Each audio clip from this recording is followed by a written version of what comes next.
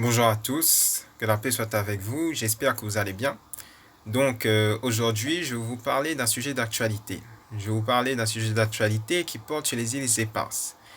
Car justement, ces îles Éparses qui appartiennent à Madagascar et il y a quelques jours de cela, il y a 2 ou 3 jours, l'État français a fait cette déclaration unilatérale comme quoi elle voulait faire de l'archipel des îles Glorieuses une réserve naturelle nationale.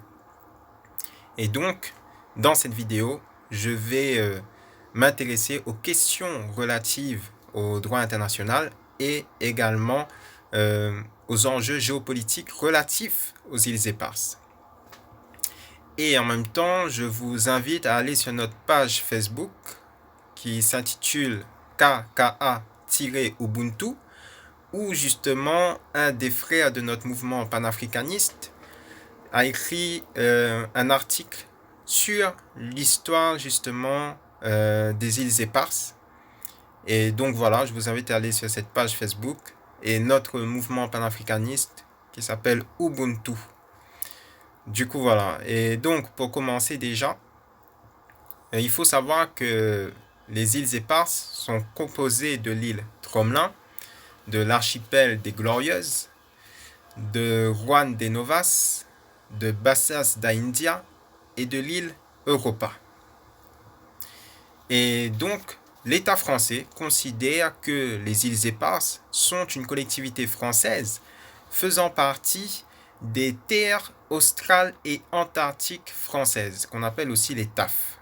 Et donc la France se considère comme étant souveraine sur ces îles Éparses, mais il faut savoir que Madagascar conteste la souveraineté de la France, en tout cas cette fausse souveraineté de la France sur les îles Éparses depuis 1973. Et donc, par rapport au droit international, la France, en occupant de manière coloniale depuis pas mal d'années les îles Éparses, qui appartiennent à Madagascar, et bien la France, par rapport au droit international, se place en position de hors-la-loi, en position de bandit, en position de voleur. Car il faut savoir que l'Assemblée générale des Nations unies a adopté 2 résolutions, une en 1979 et une autre en 1980, 2 résolutions qui invitent la France à entamer des négociations avec l'État malgache afin de lui rendre les îles Éparses. Et une des résolutions que nous pouvons citer, c'est celle du 12 décembre 1979, qui est la résolution 34-91 de l'ONU. Donc on voit bien ici que au niveau des Nations Unies, la France n'a aucune souveraineté sur les îles Éparses et que l'Assemblée générale des Nations Unies, au contraire, invite la France à négocier avec l'État malgache et pour à la fin lui rendre ces îles Éparses. Donc voilà, et ensuite l'autre problème qui se pose également, c'est par rapport à la souveraineté.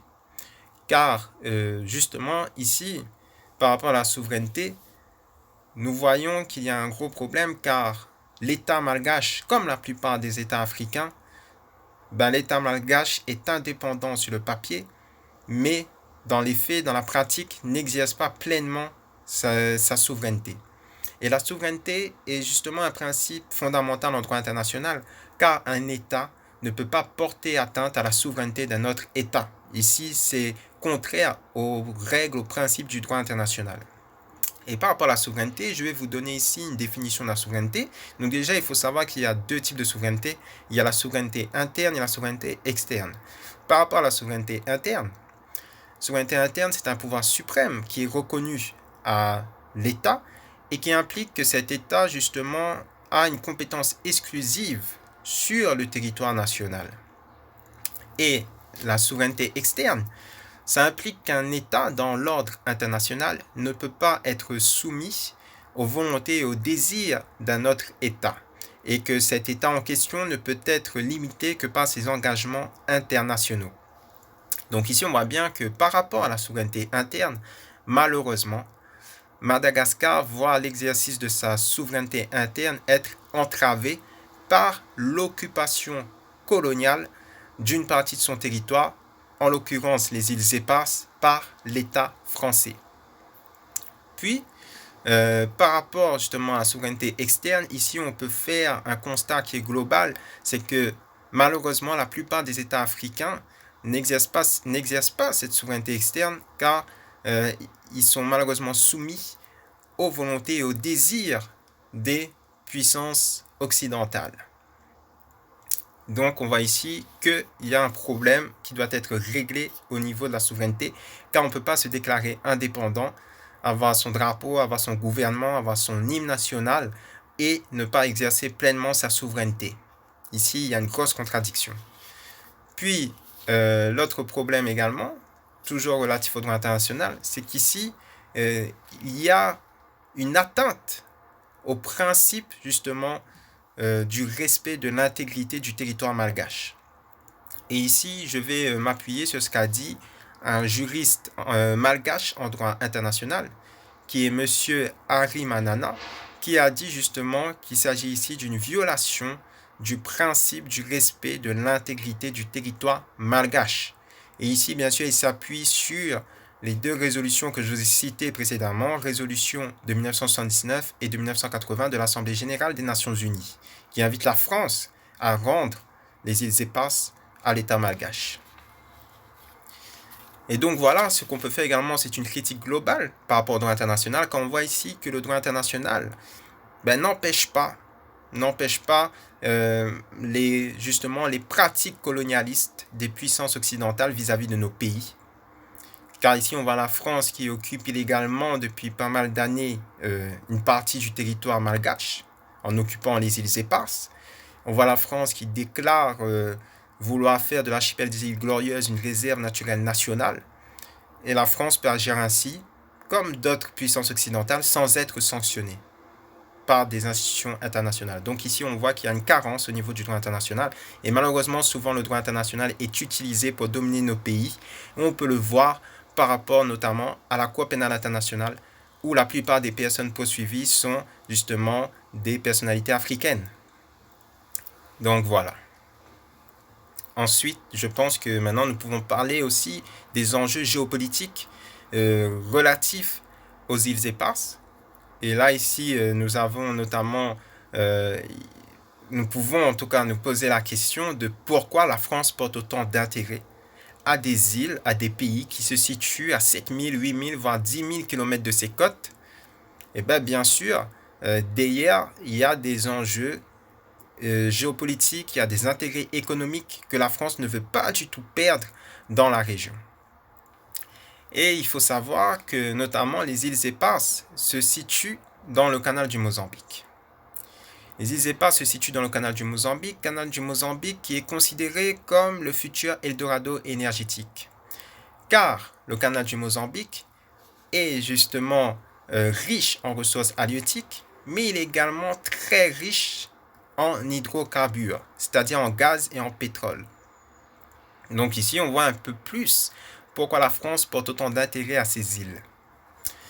Et justement, par rapport à la possession des îles Éparses, l'État qui possède les îles Éparses, derrière, possède une zone économique exclusive qui est très importante. Car les îles Éparses représentent une zone économique exclusive de plus de 600 000 km².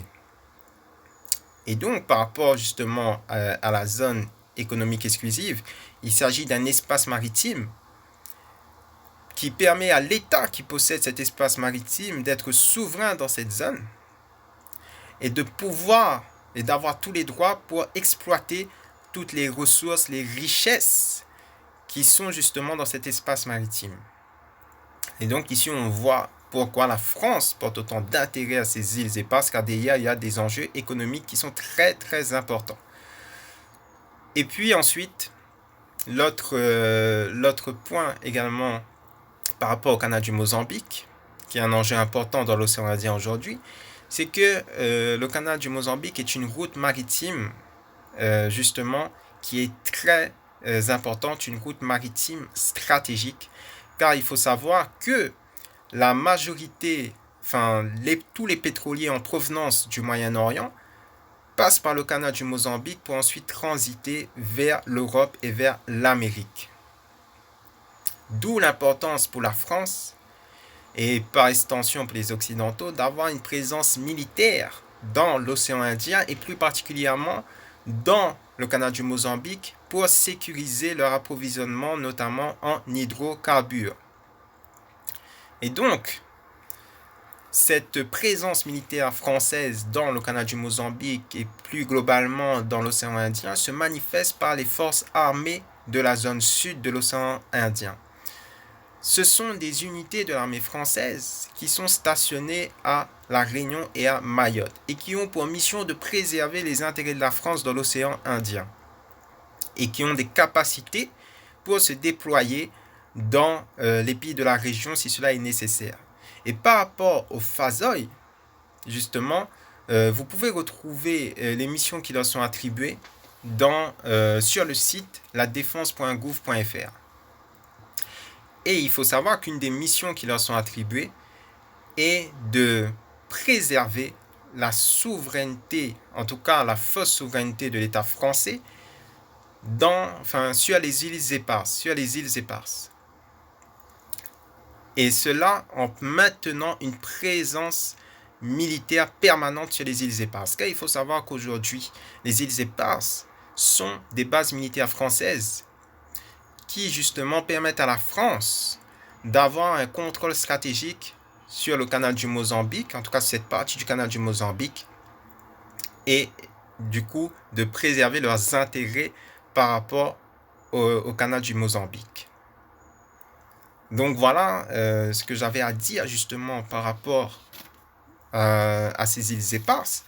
Et je pense qu'il est important aussi qu'on ait conscience, que ce soit La Réunion et Mayotte, que nous sommes des colonies françaises. Ils disent nous sommes départements français, mais en réalité nous sommes des colonies françaises qui servons les intérêts colonialistes, impérialistes de l'État français. Comme nous l'avons vu avec les Fazoï, les forces armées de la zone sud de l'océan Indien, où justement ces Fazoï sont stationnés à La Réunion et à Mayotte, et à partir de La Réunion et de Mayotte, ils peuvent se déployer dans la région pour protéger les intérêts de la France. Et du coup, nous devons être conscients que nous sommes sous le joug colonial français et que nous devons sortir du joug colonial français. Car nous avons plus à gagner en nous unissant avec le continent africain sur le plan politique, économique, que de rester sous le joug colonial français. Car la France a plus à perdre si elle perd le contrôle, si elle perd possession de nos pays. Comme nous l'avons démontré, la France a beaucoup d'intérêt dans l'océan Indien. Et malheureusement, nous sommes les piliers du colonialisme français. Et nous devons sortir du joug colonial français. Donc voilà ce que j'avais à dire. Et l'autre exemple justement pour démontrer ça, c'est également par rapport à Mayotte, où justement on comprend que la départementalisation de Mayotte n'avait pour but pour la France que de mieux contrôler le canal du Mozambique et d'affirmer encore plus sa présence dans cette zone stratégique de l'océan Indien, car Mayotte est une île comorienne qui se situe dans le canal du Mozambique. Donc voilà. Et du coup, moi, pour finir, j'aimerais dire aussi que je trouve qu'il est important de pouvoir soutenir, qu'il est important qu'on soutienne justement le président malgache et Madagascar dans ce combat pour pour la souveraineté, parce que justement, ce conflit par rapport aux îles éparses, c'est surtout une question de souveraineté et que justement, nous devons comprendre en tant que militants panafricanistes, en tant qu'Africains, en tant qu'Afro-descendants, que le conflit par rapport aux îles éparses, le problème par rapport aux îles éparses concerne toute l'Afrique dans sa globalité, concerne les Africains, concerne les Afro-descendants, car c'est une question de souveraineté et que justement, pour la mise en place du panafricanisme, il faut que nos pays soient souverains chez eux dans un premier temps. Ce n'est qu'ainsi qu'on pourra mettre en place par la suite le panafricanisme, car tant qu'il y a une occupation coloniale de nos pays, eh bien, le panafricanisme ne pourra pas se mettre en place. Donc, je pense qu'il est important que nous tous, nous devons soutenir Madagascar dans ce combat pour la souveraineté, car ça concerne la souveraineté africaine dans sa globalité. Donc voilà, je vous remercie de m'avoir écouté et que la paix soit avec vous.